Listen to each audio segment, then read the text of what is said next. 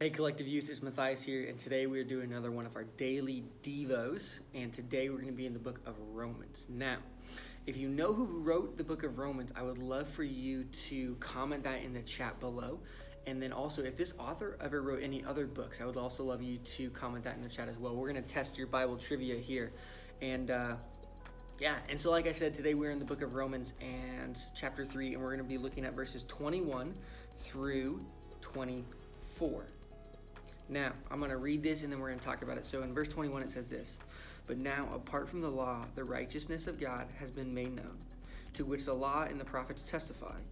This righteousness is given through faith in Jesus Christ to all who believe.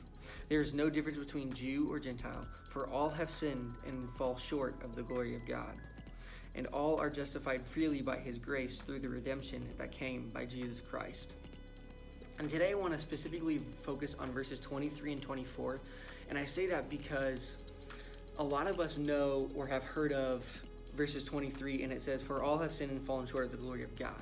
And a lot of us, when we talk about that, we just end it right there. But in reality, like the next verse after that is so refreshing.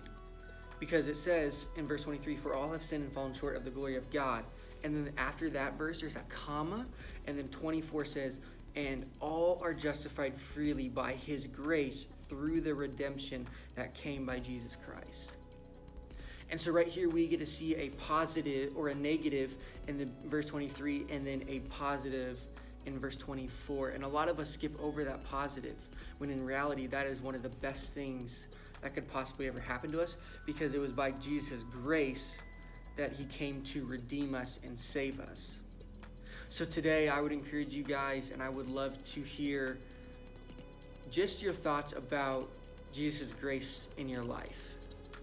In the comments below, or even text your youth pastor or text your leader and be like, "Hey, I've really been thinking about grace in my life and the grace that Jesus has given me, and this is where I've seen it. Where have you seen Jesus' grace in your life?" So like I just said, this week's challenge for you guys is look at your life and look at the situations that you've gone through. And I want you guys to try and focus on Jesus' grace and where that has shown up in your life. Collective Youth, I love you. And I cannot wait to see you tonight on Collective Live at 6:30 on our YouTube channel. We will see you there. Peace out.